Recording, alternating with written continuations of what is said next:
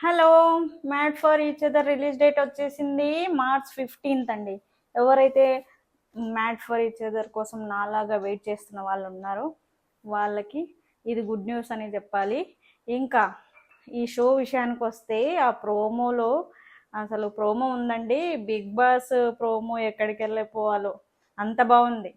అసలు ఈ ప్రోమోలో అన్నీ చూపించేశారు. ఫస్ట్ ప్రోమోలోనే ఏమేం జరుగుతాయి అనేది క్లియర్గా అర్థమైపోతుంది. ఫస్ట్ ఎంట్రీ జరిగిపోయింది, ఆ తర్వాత కొన్ని కామెడీ క్లిప్స్ చూపించారు.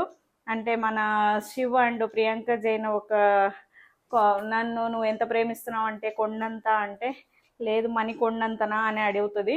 అంటే ఇది స్క్రిప్టెడా రియాలిటీయా అంటే నేనైతే రియాలిటీ అనే చెప్తాను. ఎందుకంటే వాళ్ళ ఎమోషన్స్ అయితే మరీ పీక్స్లో ఉన్నాయి, చూస్తే తెలిసిపోతుంది. అసలు వాళ్ళ మాట్లాడే విధానము, ఒకరితో ఒకరు ఇంటరాక్ట్ అయ్యే విధానం చూస్తే అసలు మనము స్క్రిప్టెడ్ అని అస్సలు అనుకోము. ఈ ప్రోమో చూసిన తర్వాత నాకు అర్థమైన విషయం ఏంటంటే ఇక్కడ ఫస్ట్ ఎపిసోడ్లోనే మనకు వాళ్ళు టాస్క్ ఇచ్చారు. ఆ టాస్క్లో కొంతమంది ఓడిపోయారు. ప్రియాంక జైన్, శివ్, వాసంతి పేరు, ఇంకా కసాండ్రా అండ్ మహేష్ పేరు, వీళ్ళంతా ఓడిపోయారని తెలుస్తుంది. అండ్ ఇంకా 5 పేర్స్కి ఒక గేమ్ పెట్టినట్టు నాకు అర్థమవుతుంది. డ్రెస్సింగ్ గేమ్ ఏదో పెట్టినట్టుంది. ఆ డ్రెస్సింగ్ గేమ్లో మన హరీష్ గారు, ఇంకా ఆయన తెలిసిందే కదా, మరీ కొంచెం ఓవర్ చేస్తారు. అయితే ఇక్కడ కూడా 2 పీస్ 3 పీస్ నేనైతే మా వైఫ్కి వేసేవాడిని, వాళ్ళు వేయలేదు అని చెప్పారు. అప్పుడు నటరాజ్ మాస్టర్ వెంటనే కెమెరా ముందు ఎన్నైనా మాట్లాడతారు, బయట ఇట్లా ఉండదని చెప్పేస్తారు. సో వాళ్ళిద్దరికి స్టార్ట్ అయిందనే చెప్పాలి. అలా మిగతా వాళ్ళది అసలు క్లియర్గా అక్కడే తెలిసిపోతుంది ప్రోమోలో.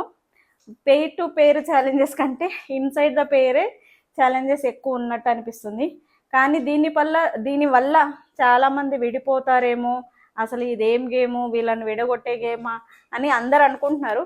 బట్ నా ఉద్దేశంలో అయితే ఒకరు విడగొడితే విడిపోయే వాళ్ళు ఎప్పుడైనా విడిపోతారు. ఇప్పుడనే కాదు, ఈ గేమ్ తర్వాత అయినా విడిపోవచ్చు. సో వాళ్ళు ఇంకా స్ట్రాంగ్ అవుతారని అనుకుంటున్నాను నేనైతే ఈ గేమ్ వల్ల. విడిపోతారనే నెగిటివ్ విషయం పక్కన పెడితే, నెగిటివ్ అంటే పక్కన ఎందుకు పెట్టాలంటున్నానంటే అదే, ఇక్కడ విడిపోని వాళ్ళు తర్వాత అయినా విడిపోవచ్చు. సో మనము ఒకరిని ఎప్పుడైనా నెగిటివ్గా ఎవరు అనుకోరు, కానీ ఈ గేమ్ వల్ల వాళ్ళలో చాలా పాజిటివ్నెస్, ఒకరి గురించి ఒకరు ఇంకా ఎక్కువ అర్థం చేసుకుంటారు. సో ఆల్రెడీ ఏజ్డ్ వాళ్ళు 10 years 20 years ఉన్న వాళ్ళకి తెలుసు అవతల వాళ్ళు ఎలా రియాక్ట్ అవుతారో మనం ఏం మాట్లాడితే అని. సో వాళ్ళ మధ్యలో గొడవలు రావడం చాలా తక్కువ ఉంటాయి. ఇప్పుడు న్యూ పేర్ ఎవరైతే ఉన్నారో వాళ్ళ మధ్య గొడవలు రావడానికి ఎక్కువ ఛాన్సెస్ ఉన్నాయి. కానీ వాళ్ళు ఫస్టే ఒక అండర్స్టాండింగ్కి వచ్చి ఈ గేమ్కి వచ్చి ఉంటారని నేను అనుకుంటున్నా. మీరేమనుకుంటున్నారు? నేను నిజమని అనుకుంటున్నాను. ఎందుకంటే ఫస్ట్ వాళ్ళు అనుకుంటారు మనం ఈ గేమ్కి వెళ్తున్నాము, ఇక్కడ ఏమైనా గొడవలు రావచ్చు, లేకపోవచ్చు, ఏదైనా జరగచ్చు, కానీ ఆ తర్వాత మనం మళ్ళీ పాస్ట్లో ఉన్నట్లే ఉండాలి అని వీళ్ళు ఏదో ఒకటి ప్రామిస్ చేసుకొని వచ్చి ఉంటారు. నాకైతే అది అనిపిస్తుంది. కానీ మన ఆడియన్స్ విషయానికి వస్తే అసలు సూపర్ ఎగ్జైటెడ్ ఉంటుంది. బిగ్ బాస్ ఎక్కడికి వెళ్ళిపోవాలో, బిగ్ బాస్ ప్రేమలో మనం తెలిసిపోతుంది. చిన్న చిన్న గొడవలు ఒక 1 to 1 కాబట్టి పెద్దగా ఎగ్జైట్మెంట్ అంటే అక్కడ ఎగ్జైట్మెంట్ ఉంటుంది డెఫినెట్గా, కానీ ఇక్కడ దీంట్లో ఉండే ఎగ్జైట్మెంట్ మరీ పీక్స్లో ఉంది.